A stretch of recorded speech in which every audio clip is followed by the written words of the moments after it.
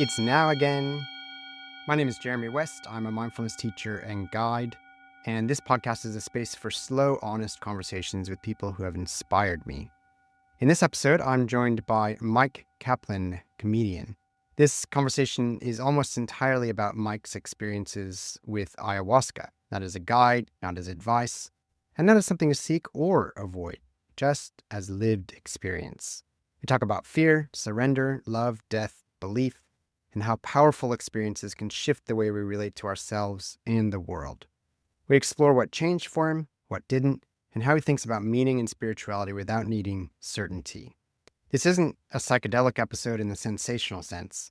It's a slow, reflective conversation about interpretation, humility, and sitting honestly with big experiences. If you're interested in exploring this theme further through Mike's work, his album AKA, which draws heavily on his ayahuasca experiences, is available via his website at myqkaplan.com. Yes, Mike spells his name MYQ. His newer comedy special, Rini, Rini, is also available on YouTube. You can find Mike everywhere online. His handle everywhere is at Myq Kaplan, MYQ Kaplan, and read his writing at myqkaplan.substack.com. Before we begin, a brief note about what I'm building. Alongside this podcast, I host a free secular sanctuary online called Calm Hours. It's a live online space where people can rest together without fixing, sharing, or performing. Cameras are optional. Silence is welcome. This podcast and that wider work are community supported. If you'd like to learn more or support what I'm building, you can find everything at jeremywest.net. For now, let's settle into the conversation. It's now again. My name is Jeremy. I'm your host. And today I have with me comedian and I like to say philosopher as well, Myq Kaplan. Myq, welcome to the show. Thank you for having me. Always a pleasure to talk to you. Fantastic. Now, you were on my show last year sometime, and I asked a number of questions that were similar to the questions that I normally ask my guests. This time, I came with one prepared question, and that question is only one word, and it is ayahuasca. Sure. Well, the answer is yes. So that's all the time we have for today. Yeah. I'm happy to talk about my experiences with ayahuasca. I've talked about it a little bit in my comedy. You may have experienced that. But I think the first time I heard of it probably like 15 to 17 years ago, and it was sort of, spoken in like hushed, fearful tones of you have to go to the jungle and there's a shaman will help you and probably you'll throw up. And I was like, no, thanks. And I feel like that's something that, might make many people in the Shark Tank offering be like, and for that reason, I'm out. But then knowledge of it came into my life again, probably about like 10 or probably like 11 years ago, I would say, give or take. And so around 2014-ish, a friend of mine who I knew from doing comedy in Boston, he now works as a writer more than a comedian, but he told me about an experience that he had with ayahuasca, which, I guess to back up for your listener, ayahuasca is a psychedelic substance, and some say an entheogen, which I believe is a psychedelic used for the purpose of like healing and spiritual engagement, not just recreationally party time and such. Like, mushrooms, psilocybin, sometimes people use them for fun and sometimes people can use them for like more therapeutic purposes. And sometimes it can be both, and maybe sometimes it could be neither. But those seem like many of the possibilities. And so, yeah, it is, ayahuasca is, I believe, comprised of two plants, one bush leaf and one vine. The vine is the ayahuasca, and the bush is called chacruna, I believe. And my understanding is that the way it operates in the brain is that we have DMT in our brain, and there are times during our lives when it will activate, and we'll have the experience of being, under the influence of this psychedelic substance. It's been said, like, when we die, perhaps when we're born. I've been told during like childbirth, but also during dreaming, I think is a big one. But the combination of the vine and the plant, I think one delivers even more DMT, I think, and I'm not a scientist. I'm sure you could find out the exact data, but the other one, I think, the reason that we have DMT in our brain, but the reason we're not experiencing, hallucinations all the time, is that there's like inhibitors on the DMT, and I think maybe the bush, one of the plants, helps like inhibit the inhibitor, so we then experience what's going on. So my friend told me that he went to a guide who was holding a ceremony, like it's often delivered ceremonially. I say as a joke and also sincerely, throughout in the jungles of Peru and the yoga studios of Brooklyn. And my friend had done it with this guide once, and he told me that essentially he had come into the experience an angry person, and he had left the experience a loving person. And here's the thing, I'll also say a couple things about that. One, I share a little more about his specific story in my new special, which will be out later this year, called Rini, named after Rini, my girlfriend, and co-created with Rini, my girlfriend, the aforementioned titular Rini.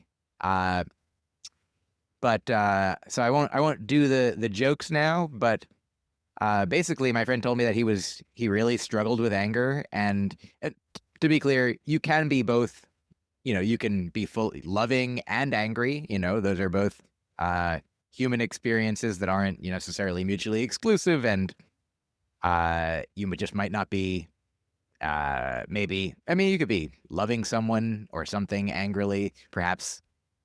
Regardless, let's not get too far down that rabbit hole. But my friend just told me he had this transformative experience, and that he had not been a person who was particularly spiritual, that he wasn't a kind of person who believed in auras, but during this experience that he had, he did see, he thought he was like, I see auras, like of the other people in the experience. And he's like, I know it sounds kind of corny or like hackneyed, the idea that, oh man, we're all one, we're all the same guy. But he's like, but that's what it felt like. That's what he experienced. And I actually didn't really know this friend like at his angriest, but I do know him now to be one of the most loving people that I know. So I feel like seems right. It had that effect. And the way that he described it made me want to do it, even at the risk of having to expel throw up from my body. So I asked him about, excuse me, where he, how did it come about? Could I participate? And he connected me with the group of people who he had been doing it with. And I reached out and then went with him to, I guess, what was his second time and then my first. And it was a pretty big, I imagine it was probably like 30-ish people or something, sort of lining the walls of this meditation studio, yoga studio, dance studio. I'm not sure what the space was exactly, but the guide who officiated the ceremony, he actually wasn't there when we got there. I think we arrived at like 8 p.m., let's say, and sort of like got settled. And the experience, we were told, would be, could be 4 hours, give or take, could have been 5. that we'd be there for a little while into the night. So we brought, encouraged to bring yoga mat, sleeping bag, something to make ourselves comfortable. And so I set up my spot, and after I got settled, the guide showed up and, greeted people he knew, and then came around to each one of us and introduced himself. And this is something that I do say on stage sometimes, but is also just the definitive what happened. The guide said to me, "Have you had this experience before?" Because he knew I hadn't done it with him. And I said, "No, I have not done ayahuasca before." And he said, "Have you done mushrooms?" And I said, "Yes, I have done mushrooms." And he said, "Good, good, good. It's very different." And that one, I wrote a joke about that. I don't think I have put this on an album. But the idea that basically it would be like, I understand now why he would say that, like why compare it to something that it's different than, but it would be like if you met somebody who had never had chocolate and they were like, "What's chocolate like?" And you're like, "I don't know. Have you ever had a potato?" Well, they're very different, but they're both food. They're both brown. They both go into your body. They go through the system. And then, I had experiences with mushrooms. And, the very first time I did mushrooms, that was something that an experience that I couldn't have imagined or predicted, or don't even know how someone would have described it to me. If they had, like they say sometimes, if you want to know what a kiwi tastes like, you can do as much research as you want to. You can interview everyone who's ever had a kiwi. You can get them to describe it as explicitly as possible, but until you taste that kiwi yourself, you're not going to really know what it tastes like. So the first experience I had with ayahuasca, like it now I feel like I've done it many times, and so I don't remember all of exactly what I, felt physically, mentally, emotionally, spiritually during each time. I sort of remember like vague things. I'm like, oh yeah, the first time, I definitely felt like initially, like unlike anything that I'd ever experienced. Like, with mushrooms, sometimes it felt like maybe mushrooms would be like creeping up through like the back of my head and kind of like grabbing onto it, or like spreading through it in some way, being like, like if you, spill water on a paper towel and then it just, sort of seeps, like it gets infused into it and travels through it. That's the way that mushrooms felt like, but like kind of like, I was like, oh yeah, I'm me. And this is, oh, my head feels a little different. This is something that ayahuasca more kind of like took over. I don't know if any language will be the right language, but it like got me even more, it like gripped me like from within. And then kind of like, I remember this story I learned as like our teacher read to us, and then later I found like a version of it in a graphic novel. So I don't know where it came from originally, but the story is like a boy like can't control his hand falls asleep and he can't control it, but then it like starts to try to choke him. And then they like tie him down. This is a long thing. And eventually he's like, I can't move many parts of his body. And it like kind of travels up his body until eventually like he goes blind and deaf, and, it completely, consumes him. And then, but from the outside, at the end of the story, he just gets out of bed and he's like, I'm okay now. But he's like been, replaced by this, whatever entity has, seeped through his entire being. And so ayahuasca is kind of like that, except afterwards, I'm quote unquote still me. Like, but I was changed in ways, but in positive ways. Like I remember feeling like I was, I feel like now my friend being like, yeah, I don't really believe in auras, but I saw them. I felt like I was like comprised of love. Like I was like, it just felt like I was, sort of be taken over by, visited by, like in touch with, like just, a loving presence, or like, just the epitome of love itself, like love just. And it was like, it took a little while. Sometimes I know Ram Dass talks about when you either have an experience like this, or even just in a meditation practice, there might be like an asteroid belt that you have to get through, that, like kind of rocks you and, throws you about and shakes you up. And then you get through to the other side and you're like, here I am now. No more asteroids hitting me. And so it was kind of like, the beginning of it, I was like, wow, these are physical sensations I've never experienced, but I knew to expect something not that I had never experienced before. And throughout the experience, throughout the many hours, the guide begins the ceremony with, we all sort of like take one by one, go up and take a drink. It's like in a little shot glass. It tastes also different than I wouldn't say it's like the most flavorful thing I've ever had, but it's interesting. And then we go back to our seats, and then after a little while, he turns the lights out and he starts to sing. And the things that he sings, they're called Icaros, and they're kind of like, I guess, somewhere between a song and a mantra. They're beautiful. His voice is beautiful. There are a friend of mine recently found the guide that I'm speaking of actually died recently, very sadly. And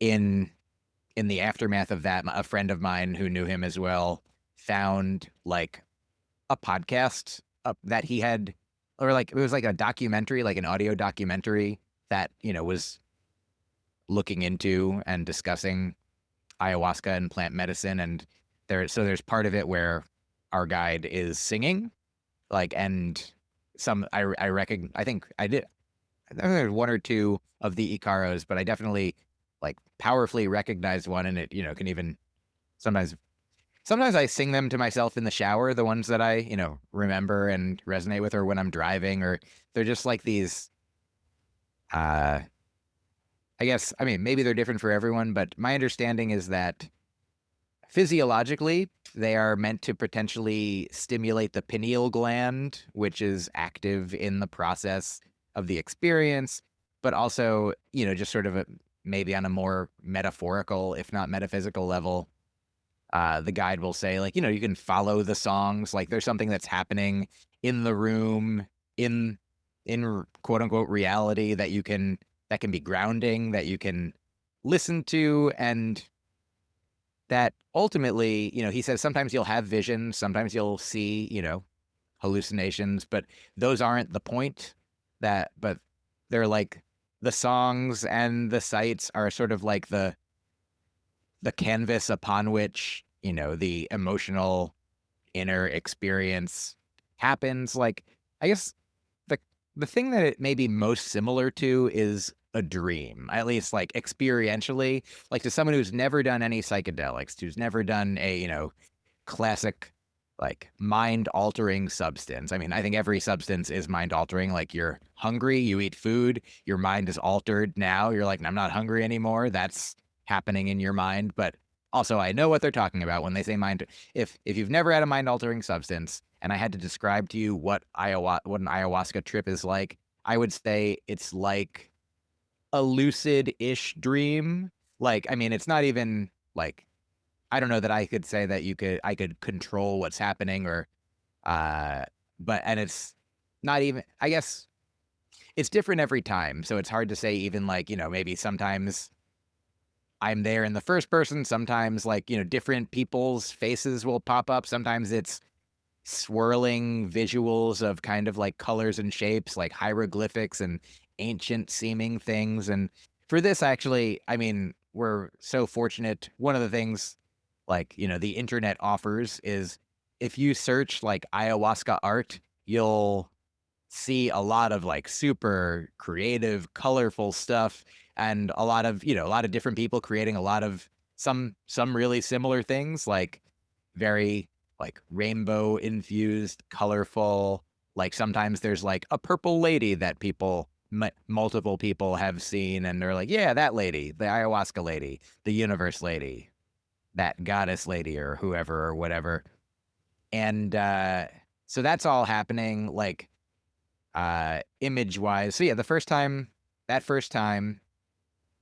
I don't remember. It was just kind of like a really, you know, ultimately like warm and welcoming like introduction to this world. And I know that for some people, and for myself included, eventually, like it's not just purely joyful like any psychedelic, other than maybe, I mean, I guess ecstasy or Molly are not necessarily your classic psychedelics, but for mushrooms, for LSD, for ayahuasca, for things like that, um, like there's certainly no guarantee of it going a certain way. It's like the first time I did it, it felt beautiful, and I just wanted to experience it again. And then I had the second time I did it was probably a month or two later. I think about a month. Yeah, I think about a month later. And same guide. I think might have been in the same place. I think it might have been a different yoga studio or something. But similar vibes, like kind of like a way I put it sometimes is like, you know, the Twilight Zone. Every episode of the Twilight Zone features a different story, different characters, different actors. Like, what is the thing that makes it the Twilight Zone? Why are they all Twilight Zone episodes? And I think it's that. I mean, there's a feel, a theme, and you know, a vibe, an aura. Like it's like, oh yeah, the feel of it is the same. And so, similarly, For you like younger people, that's like Black Mirror. yeah, it is like that.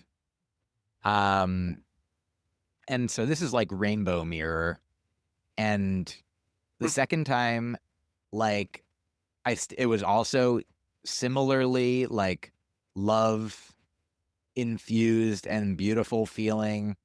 And there were some different like physical sensations. Like at one point I remember feeling like a vibration in my chest, like, and it was, you know, if it happened not under the influence of a substance, I would have been concerned and went to the hospital, because it was just like very like vibrational. I don't know, that doesn't describe it specifically, but it just it felt like everything was operating on all cylinders, both, you know, like my body, my mind, you know, my heart. And yeah, I don't remember specifically what all happened, but I do remember more the third time I did it.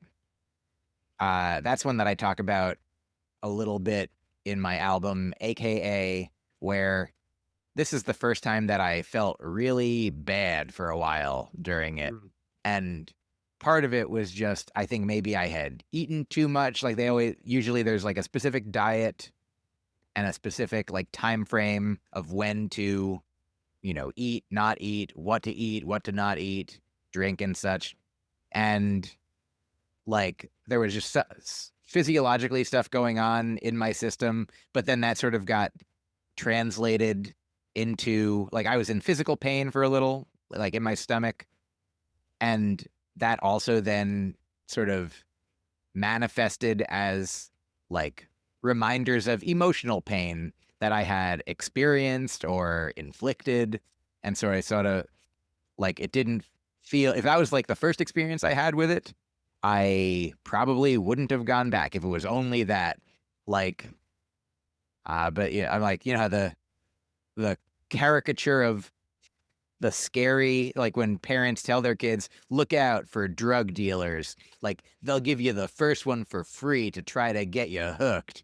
And I'm like, did ayahuasca give me the first two joyful experiences for free to try to get me hooked? And now here I am, and I'm in pain, and that's what's going to be. But ultimately, I mean, I think that the pain I felt was important and meaningful and valuable, and like I learned like I learned some lessons and I, reflected on various experiences that I'd had in my past. And by the end of it, I actually was able to uh, help my body feel better. And so even at the end of it, I was like, oh, even if this was the whole thing, it would have been worth it. Like, sometimes there is a painful journey to, reach a meaningful, like gratitude filled conclusion.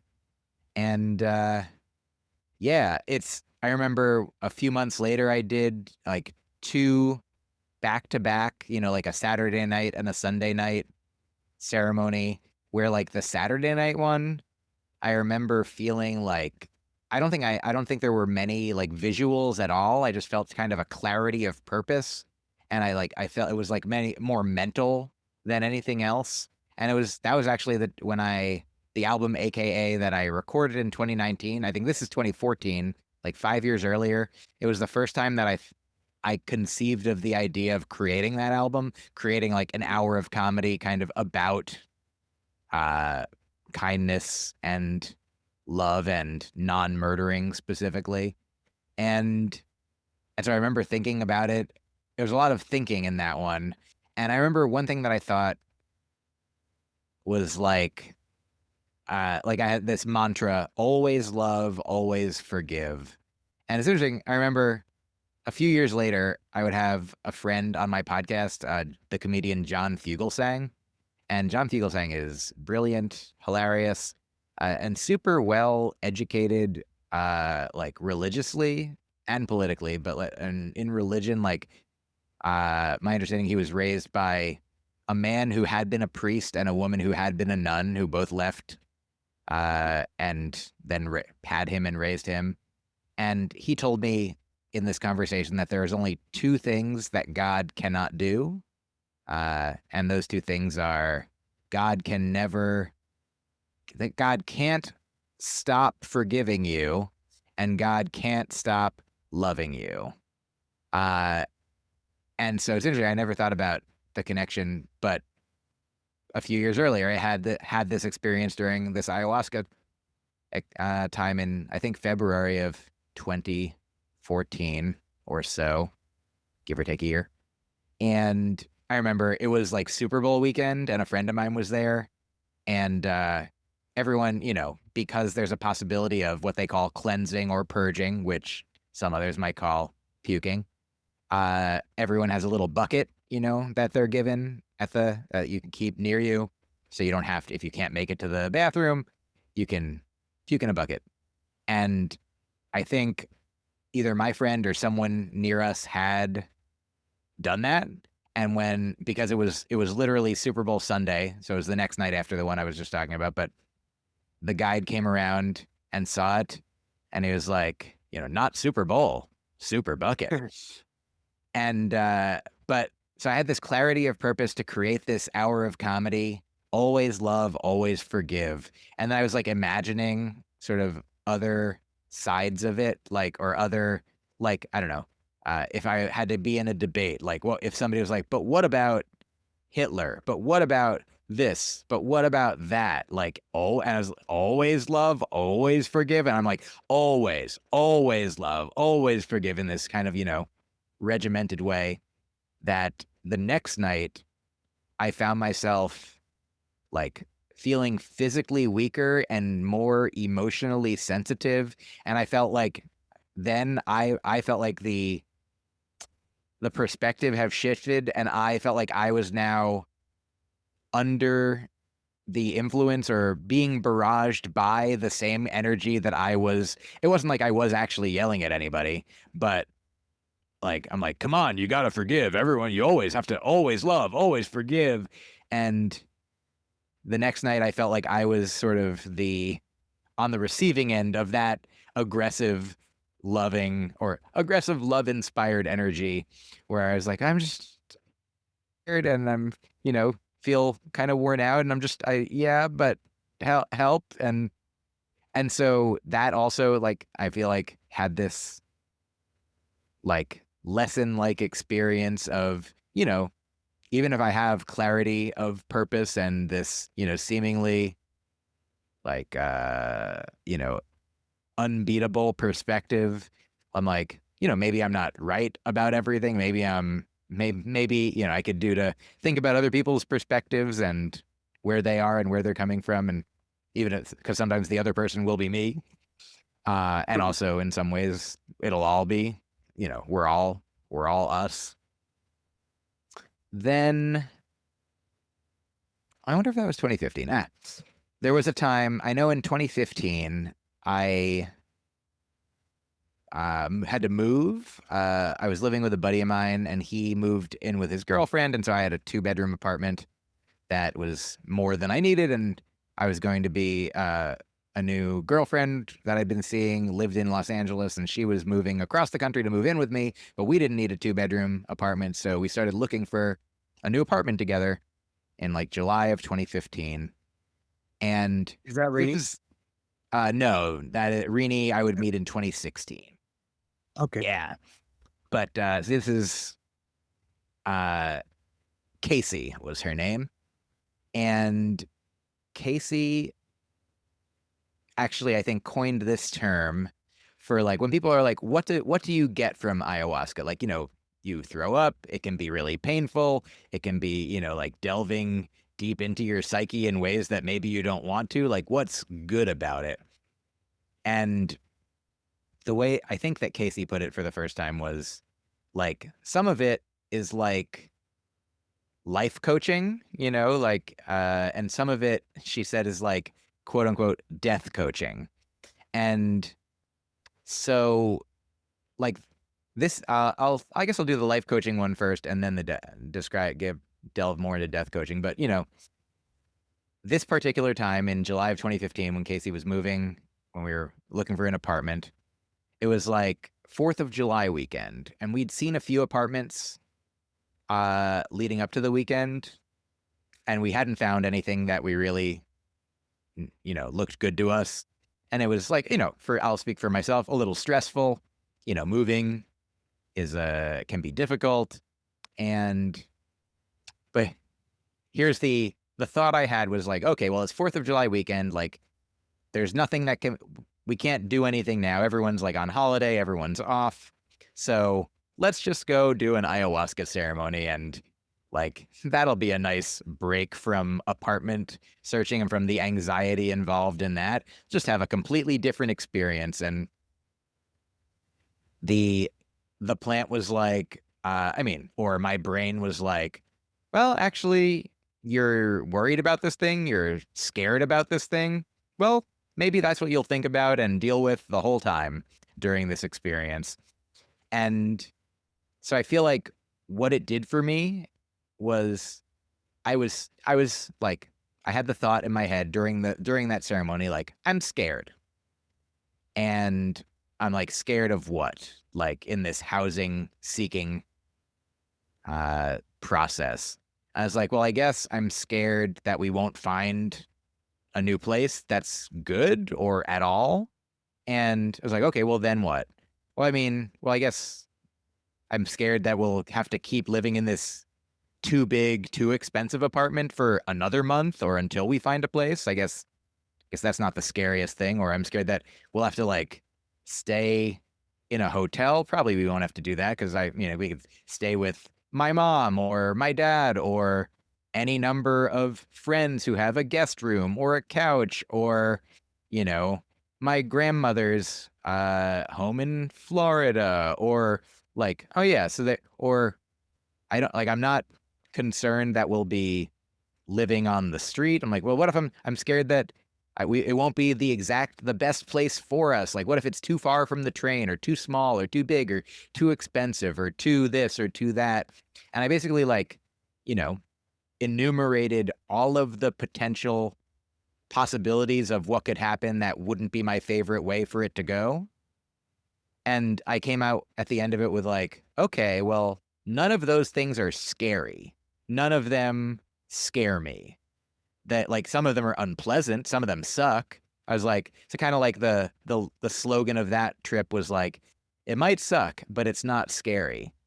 And so that I feel like helped me and taught me to sort of examine, the stories that I was telling myself about, I wasn't even really thinking it through. I just had this anxiety. I had this fear. And so the plant medicine helped me help myself suss out what I actually, what was I worried about? What was I scared of? Was I scared? What? And so that really felt like a life coaching experience of it. Now, the death coaching is sort of like back to the first, or I guess the third one. The third time I did it was the first time a good buddy of mine did it with me as well. And the way he put it when we sort of like debriefed afterwards, he was like, it kind of seemed like, all of the colorful shapes, hieroglyphic type things swirling around. He named it, quote, the pattern. He's like, oh, it seems like the pattern kind of represents, the universe, all of the consciousness, the ocean of everything. And that like we human incarnations, we come, Alan Watts says we don't come into this world, we come out of it. Like we weren't somewhere else. There's just everything that is. And like a wave comes out of the ocean, like, hey, where'd that wave come from? Well, it was ocean. It's still ocean when it's wave, and then it goes back into ocean and isn't wave anymore, but is still ocean. And so that's the way my friend viewed the bulging, the consciousness bulging out of the pattern, and then eventually at the end of life, sort of just subsiding back into it.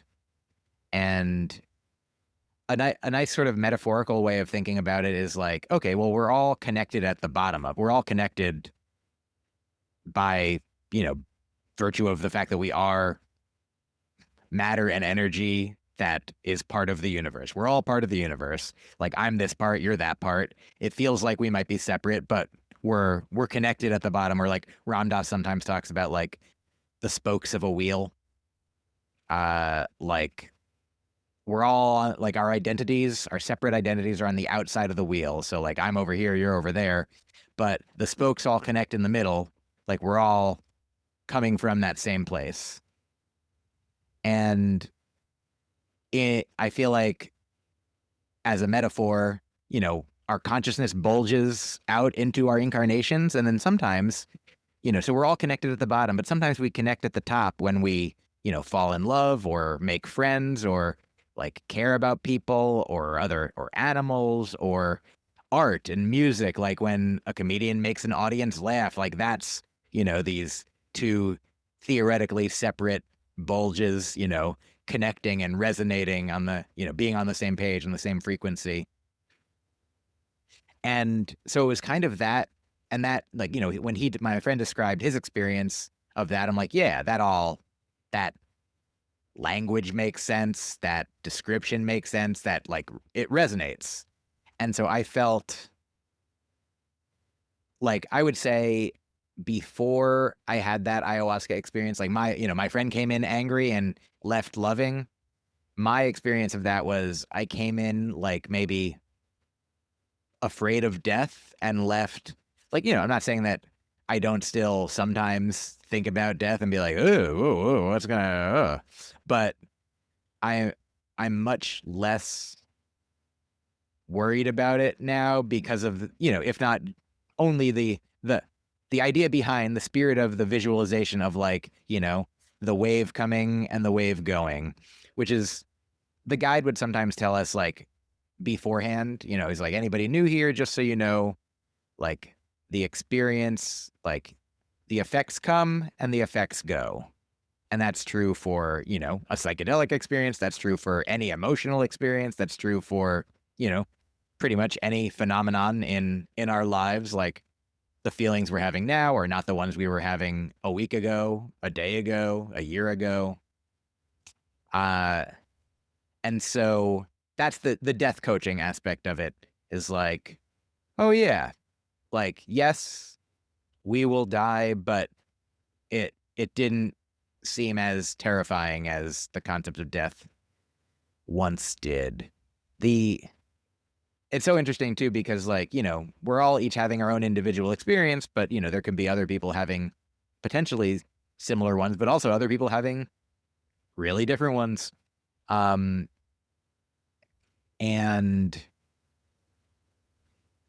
the guide would sometimes say, sometimes people think that doing ayahuasca will make you powerful or stronger or smarter or better in some way. And he's like, it's not that. He says it's like a spiritual GPS. It helps tell you where you are. And some people come in with intentions and questions, and some people don't. I think our guide did not recommend coming in with such things. He's like, it'll tell you or show you what you need, like what happened to me for that, real estate based trip.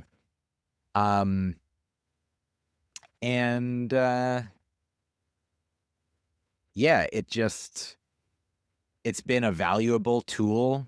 For a while I was doing it many times a year. In 2015, I went to Peru with the guide, where he was Peruvian. He lived in the States at the time, but he would take groups to Peru, and we did it in the mountains in a city called Lares, I believe. Which was sort of, we flew into Lima, then to Cusco, and then drove from Cusco to Lares. And I was there for a week, and I think we did 4 or 5 ceremonies in that week, and then one other plant called San Pedro. But at least 4, maybe 5 ayahuasca ceremonies, but also kind of that whole week became its own, a whole kind of meta or macro ceremony of a kind. The first night was kind of introductory, and the last night was kind of, the sunset. But in the middle, there was one big one. There was one big one where the guide, the guide is always also taking a dose. And this was the first time that I had ever seen him, and maybe the only time that I had ever seen him impacted by it. At the very end, there's the thing that normally he, to start the ceremony and to end the ceremony, he'll ring a chime of a certain kind, of these three bells. And then at the end, he'll ring the same 3 bells. And then as the sound subsides, he would always say something. This is not the exact language, but sometimes some of it, the exact language every time. He would say, well, dear sisters, brothers, we are in the finish of our ceremony for tonight. One more time, I like to give thanks to Mother Ayahuasca, for she gives teachings and medicine. One more time, I like to give thanks to Mother Earth, for she gives food, home, path, and work.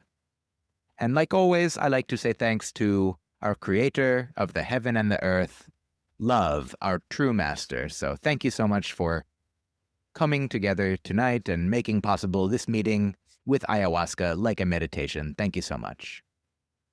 And this time, in the middle of that ceremony, or at the end of that ceremony, in the middle of the week, in the middle of the macro ceremony, we were there was probably 8 of us total. And I mean, I'll speak for myself. It was the strongest one that week. And it seemed that way for him too, because as he got to the part where normally he says, I'd like to thank Mother Earth, for she gives food, home, path, and work. That's always food, home, path, and work.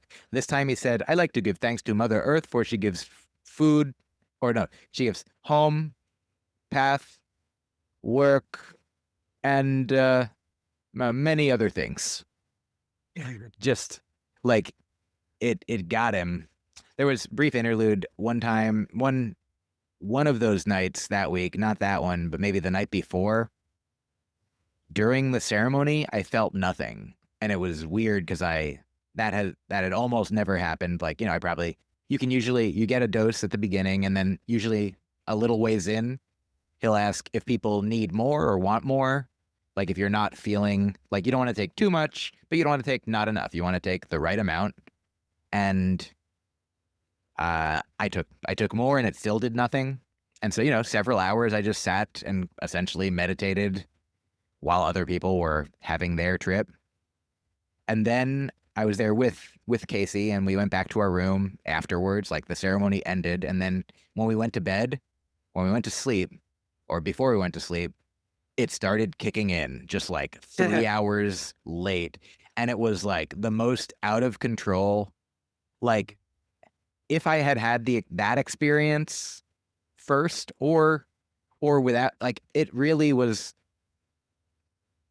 it felt like, I don't know, a neon pinball machine bouncing around inside of me, or like I don't know, a Japanese game show, just like lots of bells and whistles and noises and just like a jittery, jostled sensation.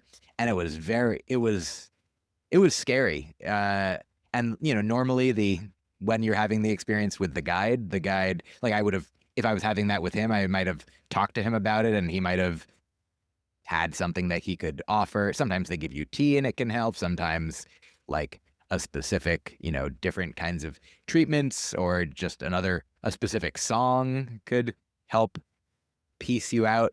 But, I talked to my girlfriend and I was like aware that I would be okay in general, because I'm like, the effects come, the effects go. But even knowing that didn't help it feel good. It felt just like, I don't know if have you watched the TV show Horace and Pete? No. It's a series that Louis C.K. produced that starred Steve Buscemi, and Steve Buscemi's character had like a mental disorder that if he wasn't medicated, he could become erratic and unpredictable. And I had just watched that, and I don't know if that was part of what like inspired this. Like I felt like I was mentally unstable. I was like, oh, if it was this all the time, then I could be like, oh, I don't mean to, appropriate the space of mental illness, but it definitely, for the same way, like I've been temporarily physically disabled. I had to walk with a cane and couldn't walk for a while when I tore my calf muscle a couple of years ago. And we're all always temporarily abled, until what point we are on the other side of it. And this felt, temporarily mentally disabled, or certainly impacted. So for sure, I mean, there have been times when I've like glorified and celebrated these experiences. And I do overall think that,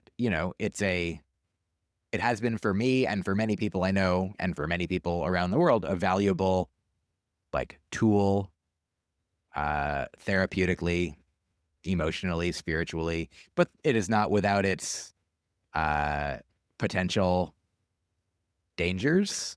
Like obviously, if anyone is considering having an experience, like do some research and also, consult with, like, certainly if you're on any medications, I know there are some medications that do not jive well with it, either because they'll counteract each other and cancel each other out and you won't have the experience, or obviously perhaps in the other direction, they're like, don't drink this, don't take this with alcohol, or it'll, potentially amplify or interact in other unpredictable ways.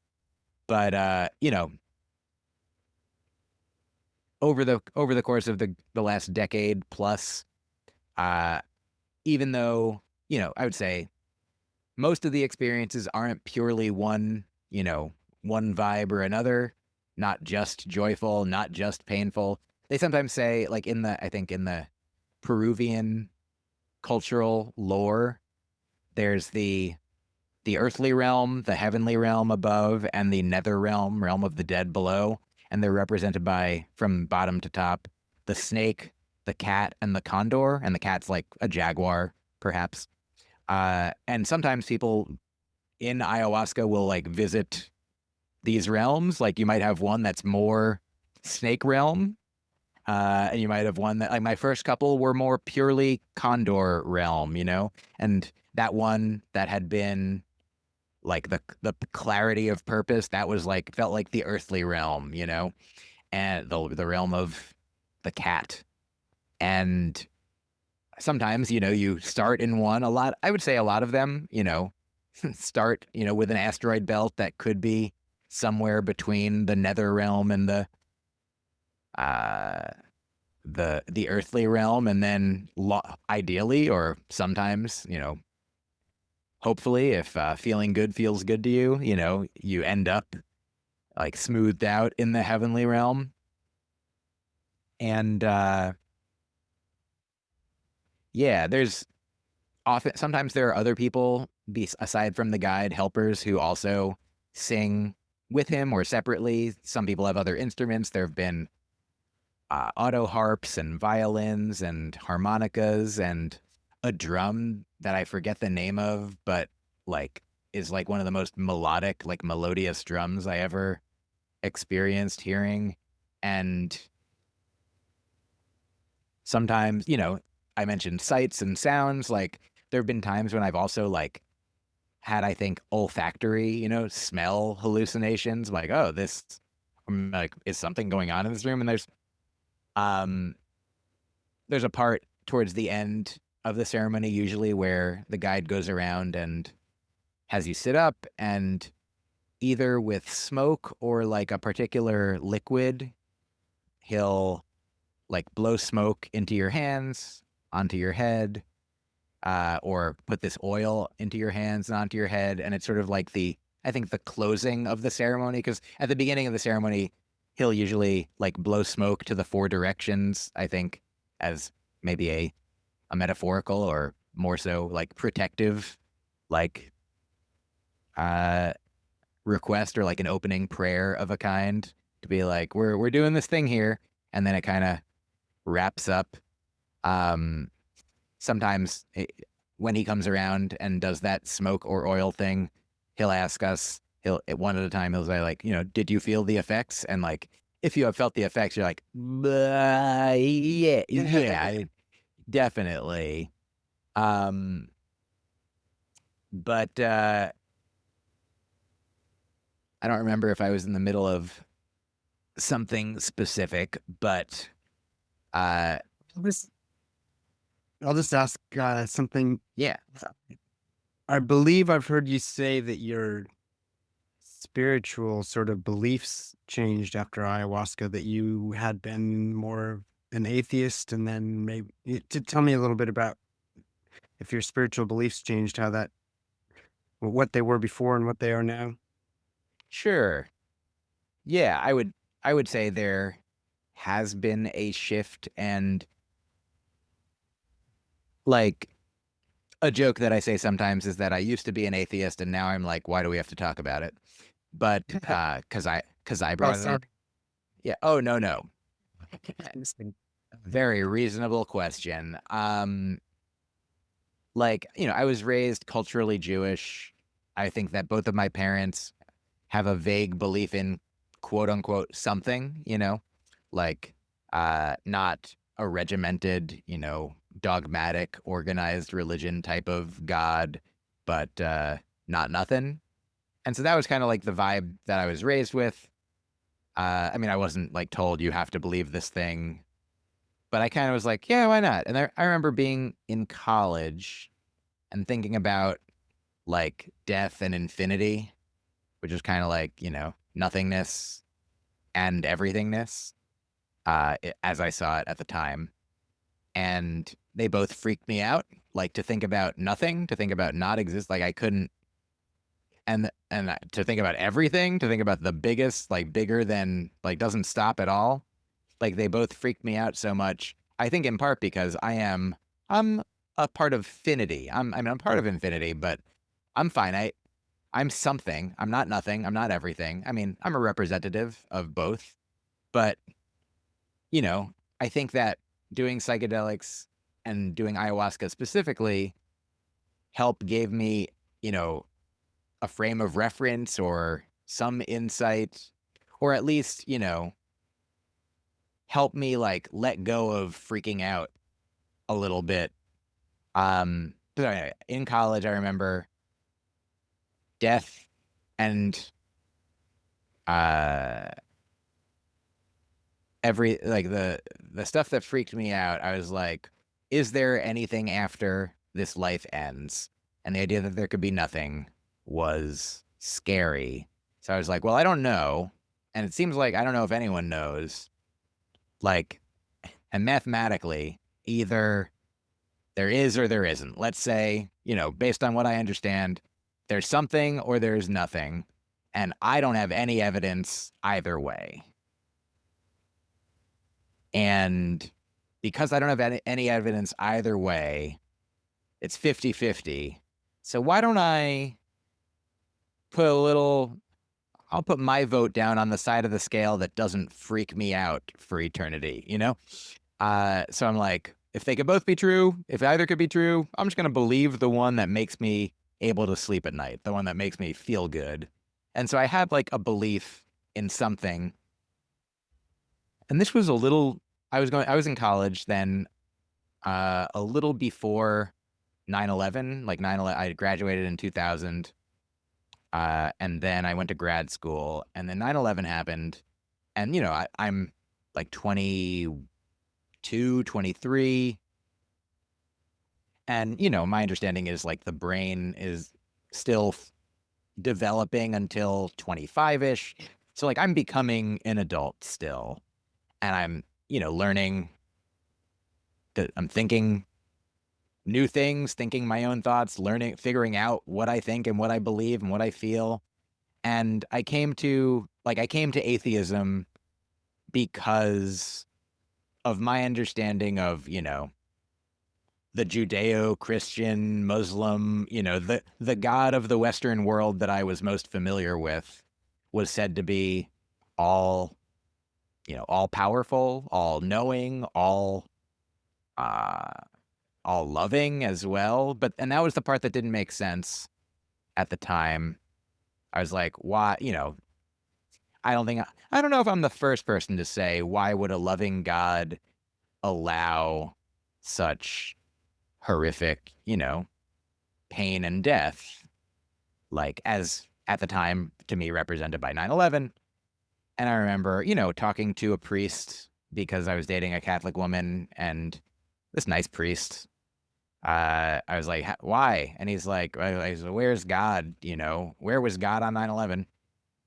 And he said, God was in the hearts and minds of the rescuers, the firefighters, And I was like, what about before that though, And he said, well, there's free will. Like God, allowed free will. And so it's that one, the actions of the people who took the towers down, like that wasn't God. And it didn't it didn't sit perfectly with me. Like, I mean, it didn't make sense. Like interlude or jumping out. I don't know if we've talked about this, but I've been learning about Buddhism a lot recently. I have a good friend who's a practicing Buddhist, and he told me that specifically, like, the idea of that all-powerful God does not exist in Buddhism. That the Buddha is said to be omniscient, all-knowing, omnibenevolent, all-loving, omnipresent, all places, but specifically not omnipotent, not all-powerful. Because if the all-loving, all places, all-knowing being was all-powerful, then they would snap their fingers and take away the pain for everyone. But sadly or fortunately, depending on your perspective, that's for each person, each of us to do on our own. Like, we all have whatever power we do to take whatever steps, in our life in the world. But back then I was like, I don't get it. Doesn't work for me. So as much as it pains me to throw out my comfortable belief in the afterlife, I was like, I don't know. And it's so interesting also that like there's no like specific logical reason why like discussions of God and the creation of the universe and what happens after death and like that those don't all have to be connected. Like one God could create the universe and then be like, bye-bye. And then we're like, what about an afterlife? We're like, that's somebody else's department. Um, but at the time they were all kind of like, you know, floating around connected-ish to me. So I was like, yep, no, nothing. And I was just like, you know, well, what is real? What do I know? I'm like, seems like I'm here and these people are here and animals are here and everything that's here. And like, what can we do? Like we can hopefully make, you know, whether there is or isn't a heaven after this life, we can try to make this life as heavenly as possible for the beings that are in it, for ourselves and the people around us and all over the world and universe. And so that I became, you know, kind of a just like, you know, perhaps I thought at the time, you know, scientifically minded, like empirical, like I'd love if somebody could prove to me that God existed, you know? And anyway, so I operated like that for a while. Then I did mushrooms when I was 25. And that was the first time that I was like, oh, I think I actually, at least now, have a framework for what people are talking about when they discuss enlightenment or mystical experiences. Like, I'm not saying that I was enlightened, but I felt like, oh, like I felt connected. I felt peaceful and connected to like people I didn't know. You know, I was just at a party on Block Island off the coast of Rhode Island for a music festival. And it was just like, yeah, I was like, oh, I never experienced this before. I read a story once about like had an analogy about like how humanity today had lost, like in the analogy, humanity had lost the capacity to laugh and understand what laughter was. But there were certain like laugh masters, like Zen masters, who were aware and would try to teach people. But you don't teach someone how to laugh by just being like, go like this, ha ha ha ha. They would try to do funny stuff. And, you know, then sometimes people would be like, oh, I get it. But if you don't get it, you can go through the physical motions of laughing. And somebody who knows what real laughter is would be like, that's not it. Uh, and And so in the book, I was like, wow, what a cool story. And I read it before I did mushrooms. And I was like, I get that there's an analogy happening here. Like our world is to laughter as, or sorry, the world in the story is to laughter as our world is to something. But I'm like, what's that something? And I think it's like the kind of enlightenment, the kind of vision, the kind of realization that people are said to have when a Zen koan works on them. When someone's like, you know, what was your original face before your mother and father were born? You're like, ah, and brings you to, you know, to some, brings you to, or like activates or awakens some non-dual awareness. Uh, and probably for someone who has had that experience listening to me now, they'd be like, that's not it. So take all this with a grain of salt.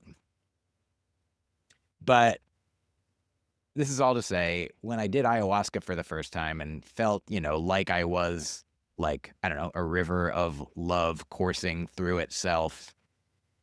And, you know, I was inspired to be as loving as possible, which I aspire to do. And, but sometimes I'm hungry or tired, you know?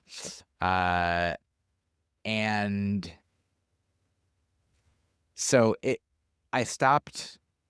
There's this Alan Watts story he tells about, I forget what Buddhist teacher it was, but this Buddhist teacher was asked, do you believe in God? And he said, if you do, I don't. And if you don't, I do. And that really spoke to me. And so I feel like that's where I'm coming from. Like, I think I swung for myself too far in the disbelieving direction. And I'm like on my way, I'm trying to figure out the middle path, like which in Buddhism, as I understand it, my friend tells me, like there are two mistakes that you can make. Like in in Buddhism, my understanding is that everything that everything that exists and everything that doesn't exist is devoid of a self and devoid of a permanent, ultimate, unchanging self. Like we have a conventional self, like I woke up today, I woke up yesterday, I hope I wake up tomorrow. I call myself Myq Kaplan every day.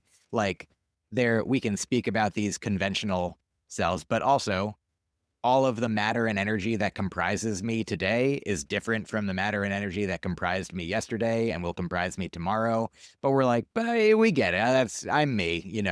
But like the baby that I was and the 150-year-old that I'll be, like they have very little in common. They don't have the same memories, or maybe they have similar no memories now. But this is all to say, so one mistake a person can make with respect to like overshooting the middle path in one or the other direction. One is nihilism, to be like, okay, no self, nothing. There is nothing, but there's not nothing. Like there is thing, there is something, there is awareness, there is consciousness, there is, it's human, a person is often compared to like a river, whoever it was that said, the same person cannot step into the same river twice because the water is always shifting, and also the person is always shifting. So there's no such thing as from moment to moment the same person or the same river. But also conventionally, we're like, yep, that one's the Nile, that one's the Amazon. Like they're definitely not the same as each other. And so there's not nothing. There's just not a permanent thing. So nihilism is incorrect. But on the flip side of nihilism is belief in like the permanent, like the soul, let's say, that there is something that is unchanging about me. And I mean, I don't want to, rain on anyone's belief parade. And I'll only speak for myself. I have come to at least believe, if not understand, that, yeah, I'm like my thoughts and feelings are different every day. My hair is grayer than it was 10 years ago. Like things are changing. There's no me that I can point to that I'm like, that one's here all the time. There's differences. But my friend Gus, the Buddhist, told me, he's like, between those two errors that you can make, that you exist, in some permanent fashion, and that you don't exist at all, he's like, err on the side of you exist because you exist. So that's a better one. That's a better mistake to make. Like I read or I listened to a podcast once of a Buddhist teacher who was talking about letting go. And one of his students asked, but if we're supposed to aspire to let go, what about our practices? Are we to let those go? Like our meditation rituals and such? And the teacher said, in the beginning, those are fine to cling to. Like if you're going to cling to anything, cling to the practice, and eventually when you don't need to, you won't. And when will I not need to? Like, you'll know. So it's funny. I feel like that, kind of mirrored the idea of like, yeah, believe in the one that is, the one that there's something, kind of like mirrored my college, less well thought out, like, well, I'll just do the one that I like. The one where I'm something, the one where there is something.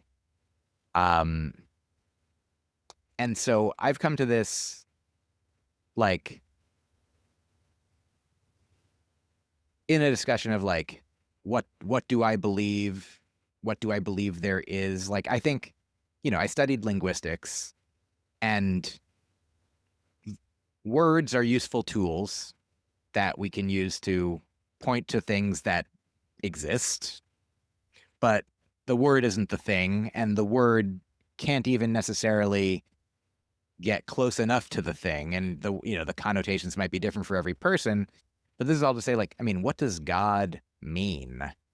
Like, certainly, if to some people it might mean literally the God of the Bible or the God of some particular religious text. But that's never what it was for me. There's a rabbi who I'm friends with, who I had on my podcast years ago, and he said he was also a Buddhist meditation teacher, and he said God does not exist, God is existence. And that kind of shakes my brain like a Zen koan, and I like it a lot. Like the verbing of everything, the ocean of the universe. Like, I think, like, in my definition of what God is, one definition is that God is love, and that love is the only thing that is real. And in another definition, like, God is everything. Like, and I think that jives with, if you think God is everywhere, if you're a God is everywhere person, then that includes inside every, atom of our being that we are a part of. God is, and so that's why I feel like, oh yeah, here's another piece of it. When somebody says I'm a non-believer, I'm like, like, you must believe in some, Yeah. like, you believe you're a non-believer, right? Like, so it's not that you don't believe in anything. It's that you don't believe in which thing? Like the God of the Bible. Okay, well, but do you want to believe in something? Like, you can, like, you don't, like, you're not going to get in trouble, with, I don't know, Atheism Unlimited, or Incorporated. See, I just, because of the, like, ever shifting nature of everything, of language, of culture, of physicality, of emotion, of it all, like, it doesn't make sense for me to lock into place any longer and say I'm, that I don't believe, because, I mean, sure, like, there are probably things that I don't believe in, like, I've never seen a unicorn, or a three-sided square, or and a married bachelor, uh so yeah, probably I don't believe in, like, a number divided by Paradoxical. zero. Yeah. Yeah. And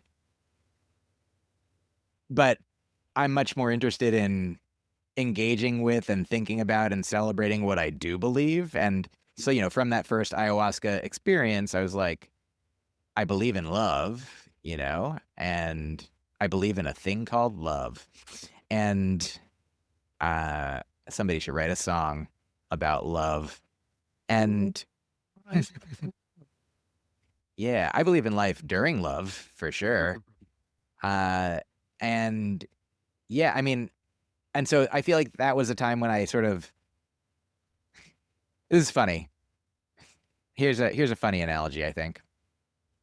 Have we ever talked about, or are you familiar with Isaac Bashevis Singer? No. He's a folk writer, a Jewish folk writer, and he's written a lot of really cool stories. And some of the stories are about this town of dumb people in Europe, and the town is called Helm. And the dumbest people in the town are the town elders. There's a council of elders. I think the head of the elders is named Gronum Ox. And, like, they have all of names. Like, one of them is named something Schmendrick Numbskull or something, Like, they have dumb names because they're dumb. And they were facing,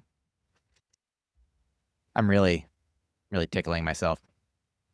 They were the town was facing a sour cream shortage, and sour cream was necessary it was like part of the uh the custom for a particular holiday that was coming up, like, I don't know, blintzes and sour cream or something. And they're like, we don't have enough sour cream. This is a really big problem.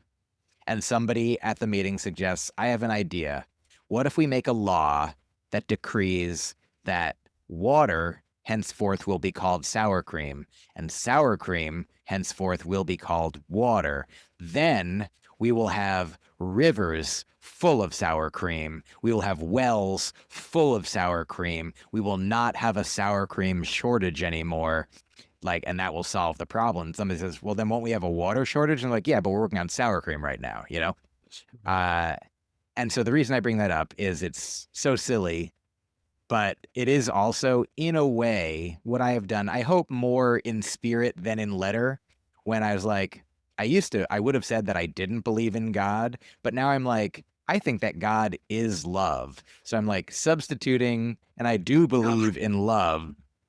So that is you know, an approximation of the spiritual shift that I experienced.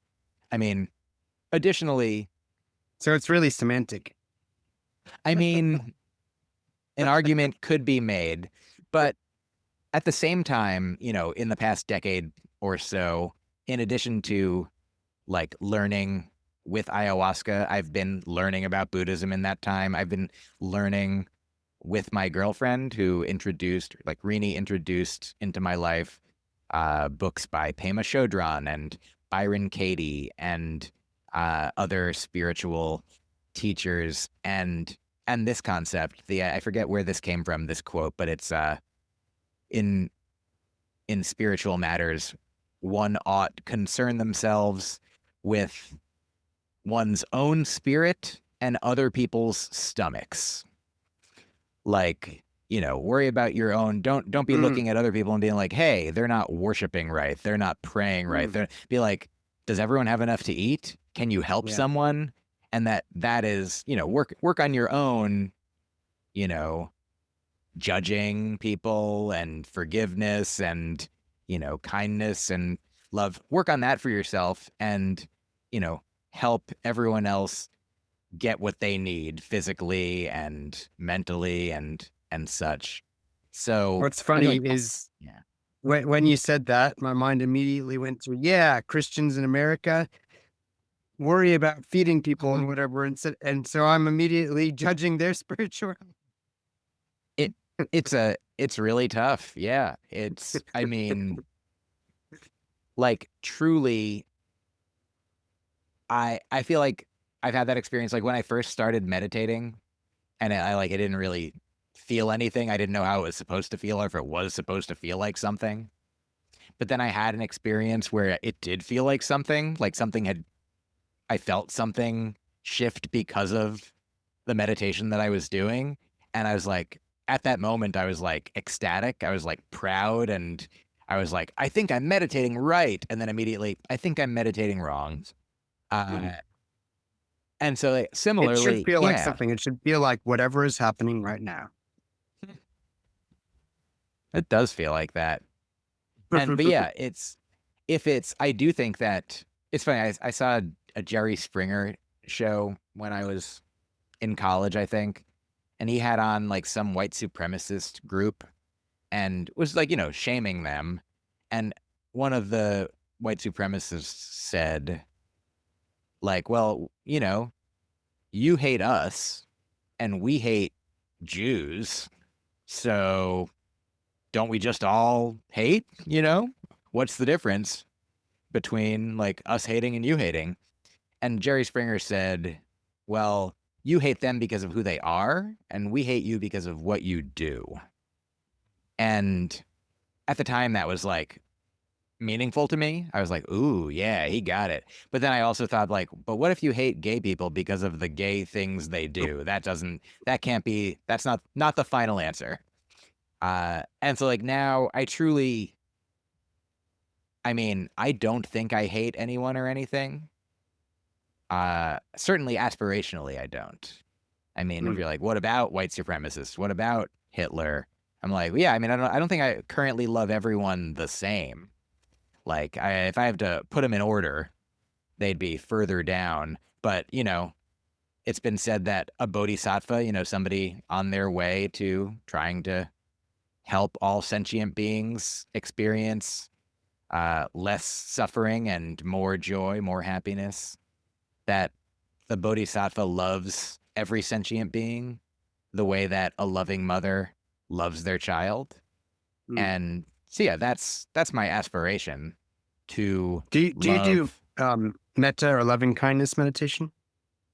I have. It is not all that I do. Yeah. But I there's. Well, I do, and I've recently been when it gets to so the way I'll just explain it for listeners. The way it works is generally you wish on yourself. May you be happy, may you be healthy, may you be free from suffering, or phrases like that yourself, and then someone close to you, and then someone that might be an acquaintance, and then someone that's difficult for you to love. And I have been doing, for the difficult people, I've been doing Donald Trump and Benjamin Netanyahu, and I was going to say Boris. Anyway, because I'm like, Putin, if they were happy, they wouldn't be causing so much suffering in the world. Yeah. Oh yeah. Yeah. I have my friend Rebecca is a minister, and she was telling me, I think about a sermon that she was preaching where she was saying, she's like, I need to hear this too. But she's like, do you know who loves Elon Musk and Trump and more than like there's no one they can love like is God loves that to I feel like it's a parallel. Like my girlfriend Rini has I don't know if we've talked about A Course in Miracles, the spiritual text, and part of its message is that anything that anyone's ever doing is either an offering of love or a call for love. And which isn't to say that every person in any situation is the right person to be providing that love, but just as a matter of understanding, the hurt people of it all. Like if someone is causing suffering is because they have been suffering, because they have been on the receiving end of suffering. And it's just, I guess these karmic ripples, perhaps. Hello, editing Jeremy here. My battery actually went flat at this point, but Mike had one more story to share, so he went ahead and shared it without me. Here it is. This is one of the funniest things that happened in an ayahuasca experience. It was the ceremony ended, and as I said, the chimes rang, and the guide said the thing that I said he said.